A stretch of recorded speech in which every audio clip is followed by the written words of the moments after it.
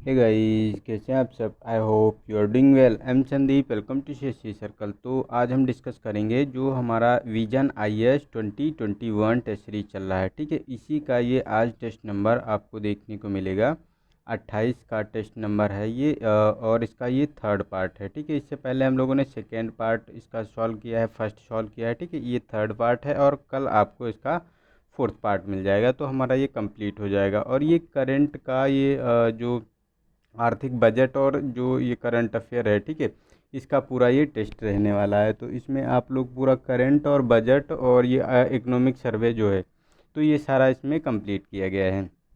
तो इससे रिलेटेड जो भी क्वेश्चन होंगे वो आप एग्ज़ाम में टैकल कर पाएंगे। तो इसको अच्छे से आप लोगों को देखना है। ठीक है, अच्छे से ध्यान से मुझे सुनना है। और अगर आप लोगों को लगता है कि आपको क्वेश्चन आ रहा है तो आप क्वेश्चन को अटेम्प्ट करने की भी कोशिश करें, तो यहाँ पे आपकी प्रैक्टिस भी हो जाएगी यहाँ पे। ठीक है, तो चलते हैं क्वेश्चन नंबर 51 पे, क्योंकि हमने 50 तक सॉल्व कर लिए हैं सारे के सारे।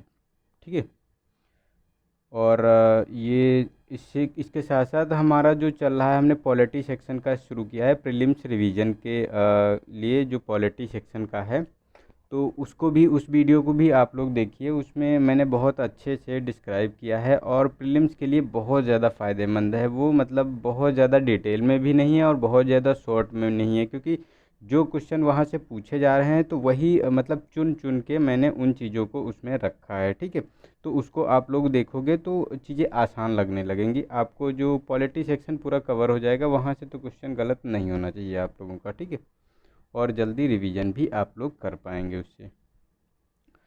तो चलते हैं क्वेश्चन नंबर 51 पे। तो इसमें कहा गया है कि ट्रेडिशनल नॉलेज डिजिटल लाइब्रेरी यानी TKDL के बारे में बताना है कि कौन सा स्टेटमेंट सही है। तो फर्स्ट है कि यह भारतीय चिकित्सा पद्धति की परंपरा ज्ञान का भंडार है। ठीक है, और सेकेंड है कि यह भारतीय जो पारंपरिक,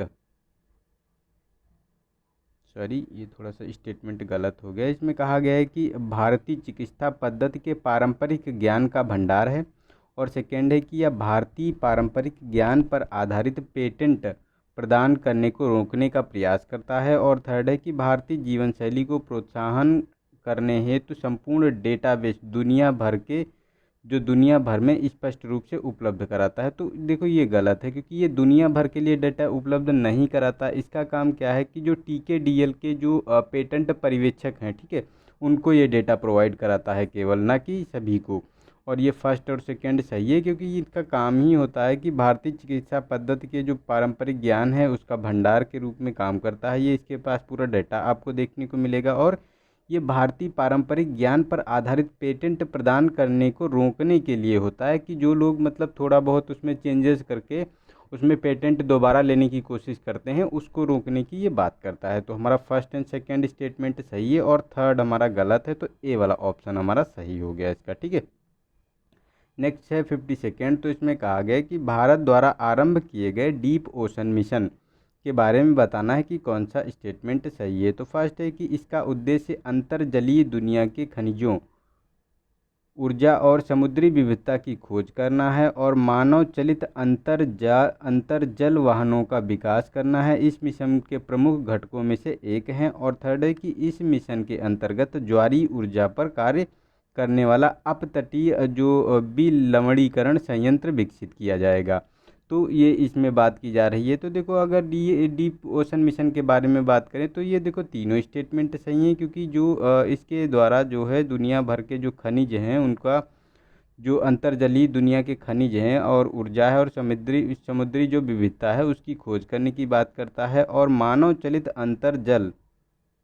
अंतर्जल वाहनों का विकास करेगा ये। और इसके साथ साथ ये क्या करेगा कि ज्वारीय ऊर्जा पर कार्य करने के लिए इसका कार्य किया जाएगा, ताकि जो जो विलवणी जो संयंत्र स्थापित किए जाएं और उसको पीने लायक या मतलब उसको यूज करने लायक जो है समुद्री जल को बनाया जाए। तो इसीलिए ये मतलब चलाए जा रहे हैं। तो तीनों स्टेटमेंट सही है, तो हमारा डी वाला ऑप्शन इसका सही है। ठीक है, नेक्स्ट है हमारा क्वेश्चन नंबर 53rd। तो इसमें कहा गया है कि केंद्रीय बजट 2021-22 में अनावरण की गई राष्ट्रीय मुद्रीकरण पाइपलाइन यानी NMP के बारे में बताना है कि कौन सा स्टेटमेंट सही है। तो फर्स्ट है कि इसके अंतर्गत जो एनएमपी है इसके अंतर्गत संभावित ब्राउन फील्ड अवसंरचना हस्तियों को जो मुद्रीकृत किया जाएगा। एनएमपी के अंतर्गत घरेलू और विदेशी निवेशकों दोनों को निवेश करने के ये इसमें पात्र होंगे। और एनएमपी के अंतर्गत जो समर्पित जो भंडा कॉरिडोर जैसी मुख्य अवसंरचना हस्तियां हैं ये शामिल नहीं होंगी। तो देखो ये गलत है। इसमें ये जो एनएमपी के अंतर्गत आपको भांडा कॉरिडोर जैसी जो हस्तियां हैं ये भी शामिल होंगी। इसके साथ साथ आपको देखने को मिलेगा जैसे सेल की तेल और गैस कंपनी है, ठीक है, और रेलवे विमानन है, ठीक है, रेलवे विमानन मतलब रेलवे है, विमानपत्तन है। और ये आपको देखने को मिलेगा जो इन चीज़ों मतलब ये जितने भी प्रोजेक्ट चलाए जा रहे हैं इन लोगों के द्वारा। और ये जो एनएचआई होता है मतलब national highway authority of India होता है, इसके जो मतलब टोल वाला जो टोल के द्वारा जो रोड डेवलप किया जाता है तो वो लोग भी इसमें भाग ले सकेंगे। तो ये देखो गलत हो गया हमारा थर्ड वाला स्टेटमेंट। और फर्स्ट एंड सेकेंड हमारा सही है क्योंकि एनएमपी के अंतर्गत ब्राउन फील्ड अवसंरचना हस्तियों को मुद्रीकृत किया गया है और इसमें घरेलू और विदेशी दोनों निवेशकों को ये मतलब निवेश इसमें कर सकते हैं। तो हमारा फर्स्ट एंड सेकेंड सही है, तो हमारा बी वाला ऑप्शन सही हो गया इसका। नेक्स्ट है हमारा क्वेश्चन नंबर 54। तो इसमें कहा गया कि भारत अस्थिरता सूचकांक यानी VX के बारे में हमको बताना है। तो फर्स्ट है कि यह सूचकांक भारतीय प्रतिभूति और विनिमय बोर्ड सेबी द्वारा संचालित किया गया है। और सेकेंड है कि यह आगामी 30 दिनों के दौरान निफ्टी 50 में अपेक्षिक जो उतार चढ़ाव की मात्रा की गणना करता है। तो देखो ये सेकेंड स्टेटमेंट तो सही है क्योंकि जो VX है ये आगामी जो 30 दिन होते हैं उनके जो दौरान निफ्टी 50 है उसके अंतर्गत आपको उतार चढ़ाव की मात्रा की गणना की जाती है इसमें। लेकिन ये सेबी द्वारा जो है परिसंचालित नहीं किया जाता है, ये NSE नेशनल स्टॉक एक्सचेंज के द्वारा इसको संचालित किया जाता है। तो ये हमारा गलत हो गया फर्स्ट स्टेटमेंट, सेकेंड सही है, तो हमारा बी वाला ऑप्शन इसका सही हो गया। ठीक है, नेक्स्ट है हमारा क्वेश्चन नंबर 55। तो इसमें आत्मनिर्भर भारत रोजगार योजना ABRY के बारे में बात की जा रही है। तो फर्स्ट है कि इस योजना के अंतर्गत जिन रोजगार प्रदाता संगठनों में 1000 कर्मचारी हैं वहां सरकार कर्मचारी और नियोक्ता योगदान दोनों कर्मचारी भविष्य निधि में मतलब दोनों का कर्मचारी भविष्य निधि यानी EPFO जो होता है EPF तो उसमें योगदान करेगी सरकार। ठीक है, और सेकेंड है कि यह योजना केवल उन विद्यमान कर्मचारियों के लिए मान्य होगी जिनका मासिक वेतन आपको देखने को मिलता है 15,000 रुपये। ठीक है, और मतलब 15,000 रुपये से कम देखने को मिलता है। और थर्ड है कि इस योजना का लाभ पाने के लिए लाभार्थी के पास यूनिवर्सल अकाउंट नंबर होना चाहिए। तो देखो इसमें यूनिवर्सल अकाउंट नंबर की आवश्यकता नहीं है, लेकिन हाँ ये ज़रूर है कि 2020 से पहले इसमें जो EPFO है, ठीक है, इसमें पंजीकृत होना चाहिए। तो उसके लिए ये मतलब पंजीकृत होना आवश्यक है, लेकिन यूनिवर्सल अकाउंट नंबर उसके आवश्यकता नहीं है। ठीक है, तो ये गलत है। और फर्स्ट और सेकंड सही है क्योंकि इसमें क्या होता है कि जो उन विद्यमान कर्मचारियों के लिए ये मान्य होगा जहां जिनकी जो मासिक वेतन जो है 15,000 रुपये से कम है, और ये उन्हीं को प्रदान किया जाएगा उन संगठनों के कर्मचारियों को जहां 1000 से कम मतलब 1000 कर्मचारी जहाँ पर हैं। ठीक है, उन्हीं के EPFO में जो ये EPF में ये आपको 24% देखने को मिलेगा कि कंट्रीब्यूट करेगी सरकार। ठीक है, तो हमारा फर्स्ट एंड सेकेंड सही है, लेकिन थर्ड स्टेटमेंट गलत है, तो हमारा बी वाला ऑप्शन इसका सही हो गया। ठीक है, नेक्स्ट है हमारा क्वेश्चन नंबर 56। तो इसमें कहा गया कि भारत में अनुसंधान और नवाचार के संदर्भ में बताना है कि कौन सा स्टेटमेंट सही है। तो फर्स्ट है कि अनुसंधान एवं विकास पर सकल व्यय में जो निजी क्षेत्र सबसे बड़ा योगदान करता है। सेकेंड है कि अनिवासी पेटेंट आवेदकों की संख्या निवासी पेटेंट आवेदकों की संख्या से अधिक है इसमें। ठीक है, तो देखो ये इसमें अगर बात करें तो देखो हमारा सेकेंड स्टेटमेंट तो सही है क्योंकि अनिवासी जो पेटेंट आवेदक हैं उनकी संख्या जो है निवासी पेटेंट आवेदकों की संख्या से अधिक है, तो ये तो सही है। लेकिन फर्स्ट वाला हमारा गलत है क्योंकि रिसर्च एंड डेवलपमेंट पे अगर बात करें तो इसमें जो सरकार की हिस्सेदारी होती है ये लगभग आपको 56% देखने को मिलेगी, और जो ये प्राइवेट होते हैं उनकी कम होती है इसमें। ठीक है, तो सबसे ज़्यादा 56% आपको गवर्नमेंट की देखने को मिलेगी। तो हमारा बी वाला ऑप्शन इसका सही है, लेकिन फर्स्ट वाला गलत है। नेक्स्ट है हमारा क्वेश्चन नंबर 57। तो इसमें कहा गया है कि 2018-19 के केंद्रीय बजट में घोषणा की गई थी कि न्यूनतम समर्थन मूल्य यानी एमएसपी उत्पादन लागत के 1.5 गुना स्तर पर रखा जाएगा। फसल की उत्पादन लागत की गणना करते समय निम्नलिखित में से किन कारकों पर विचार किया जाता है?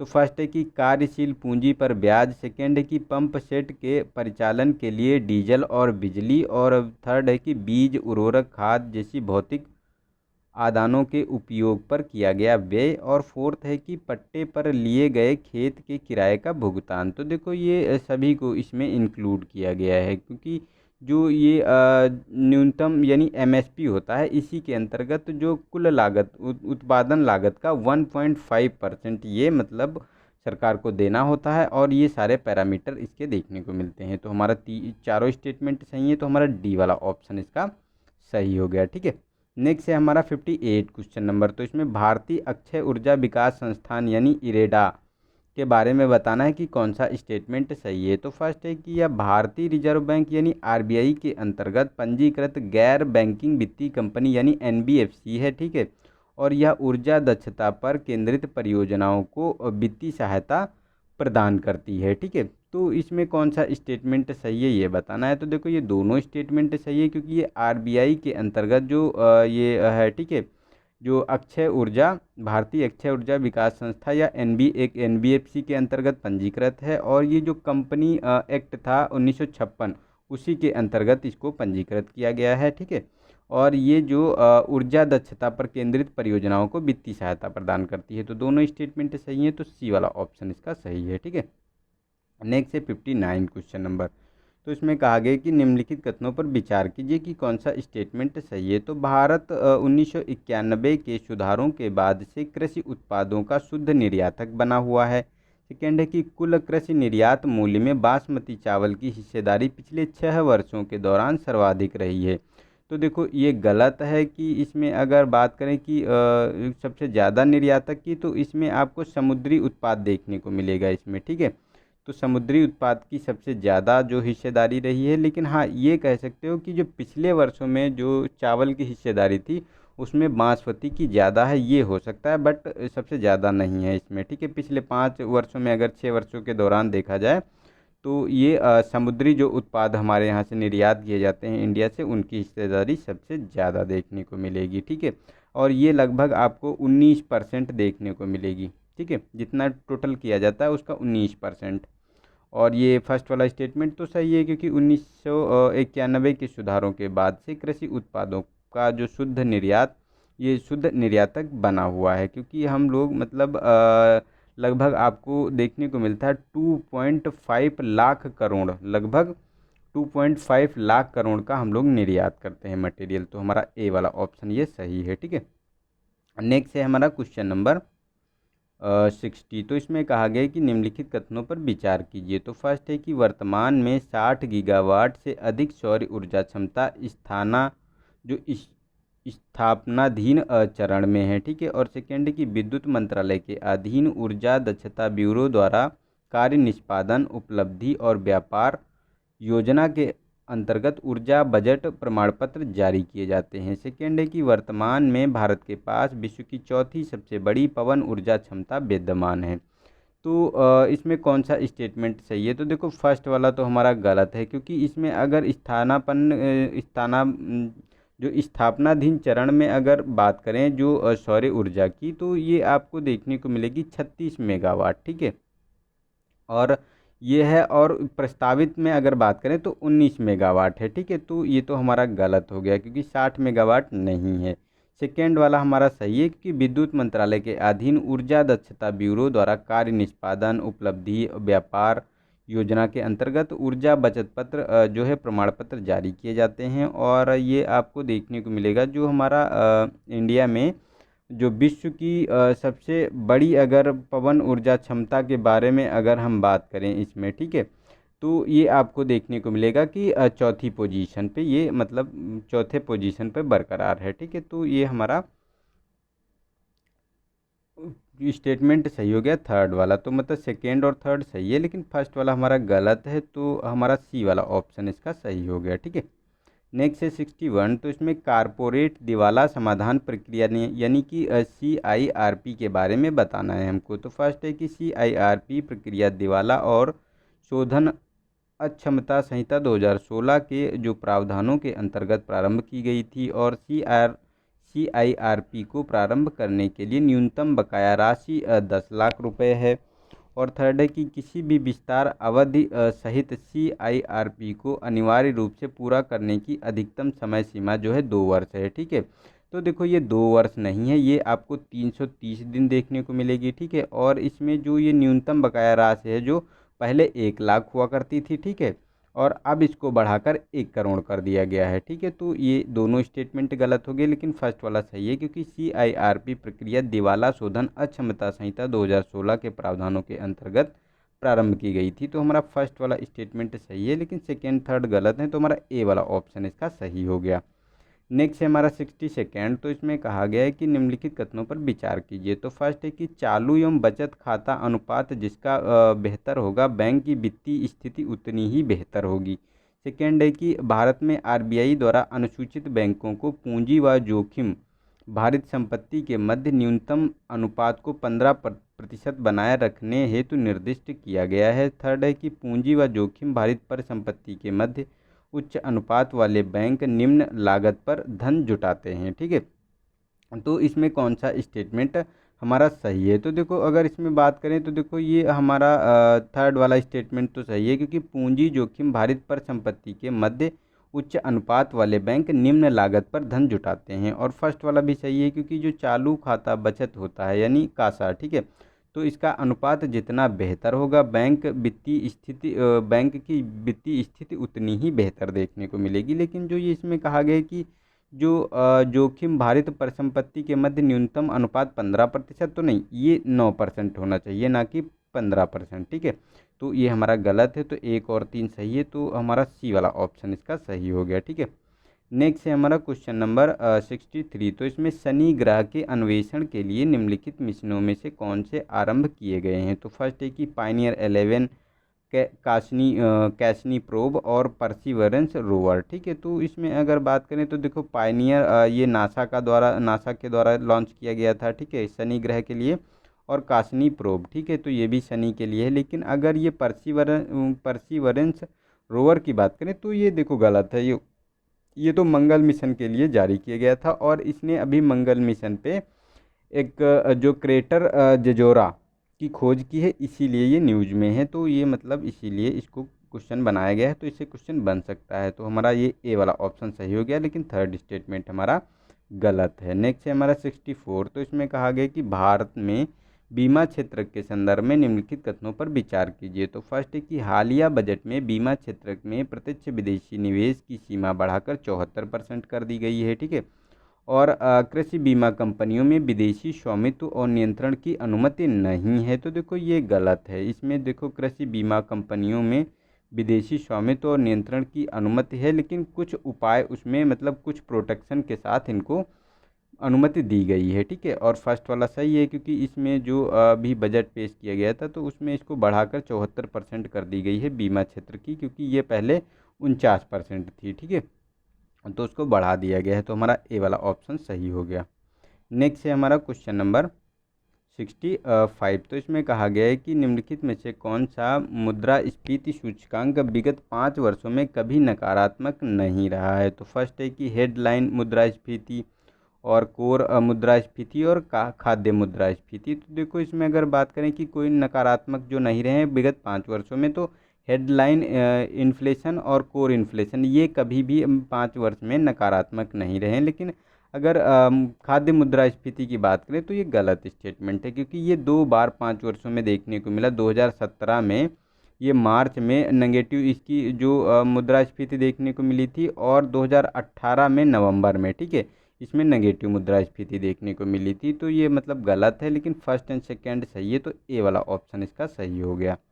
नेक्स्ट है हमारा क्वेश्चन नंबर 66। तो इसमें भारत के ग्रामीण और शहरी क्षेत्रों में डिजिटल डिविडेंड के संदर्भ में बताना है कि कौन सा स्टेटमेंट सही है? तो फर्स्ट है कि शहरी क्षेत्रों में दूर संचार घनत्व ग्रामीण क्षेत्रों की तुलना में दोगुने से अधिक है। और सेकंड है कि शहरी क्षेत्रों की तुलना में ग्रामीण क्षेत्रों में टेलीफोन सदस्यता सब्सक्रिप्शन की संख्या अधिक है। तो देखो ये हो ही नहीं सकता कि मतलब शहरी क्षेत्र से ज़्यादा ग्रामीण क्षेत्रों में सब्सक्रिप्शन आपको देखने को मिले, तो ये गलत है हमारा सेकेंड स्टेटमेंट। क्योंकि जो शहरी क्षेत्रों में अगर हम बात करें कि सब्सक्रिप्शन की, तो इसमें आपको देखने को मिलता है ये 64 करोड़ लोग देखने को मिलेंगे, ठीक है, इन्होंने सब्सक्रिप्शन ले रखा है। लेकिन अगर ग्रामीण क्षेत्रों में यही बात करें तो ग्रामीण क्षेत्रों में ये 52 करोड़ है।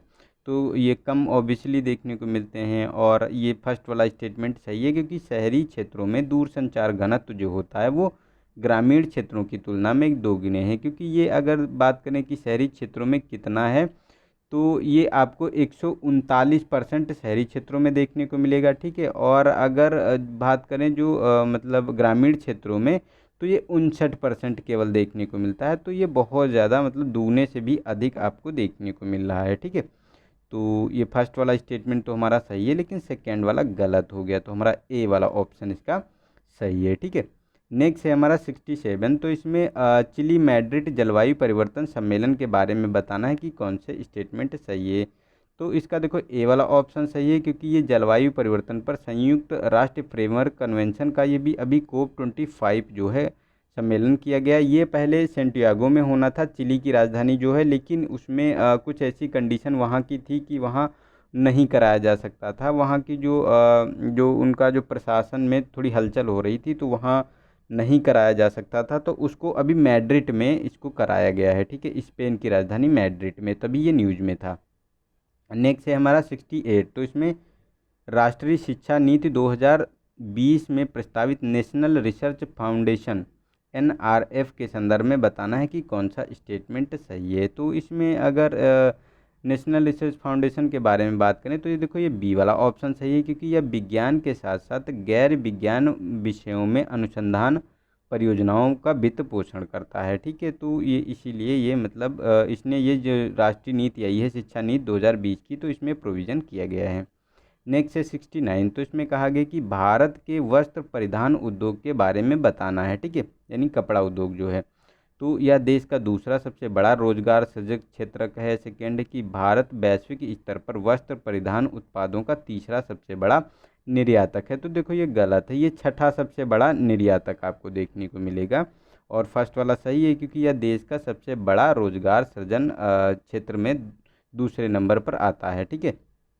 तो हमारा ये ए वाला ऑप्शन इसका सही हो गया, सेकेंड गलत है। नेक्स्ट है 70 क्वेश्चन नंबर। तो इसमें खनन क्षेत्र में सुधार करने हेतु सरकार द्वारा निम्नलिखित पहलों में से कौन सी प्रारंभ की गई है। तो फर्स्ट है कि परियोजना निगरानी इकाइयों की स्थापना करना। सेकेंड है कि कैप्टिव नॉन कैप्टिव खानों के बीच अंतर को समाप्त करना। अन्वेषण एवं खनन के लिए अलग अलग लाइसेंस प्रदान करना। और बॉक्साइट और कोयला खनिज ब्लॉकों की संयुक्त नीलामी।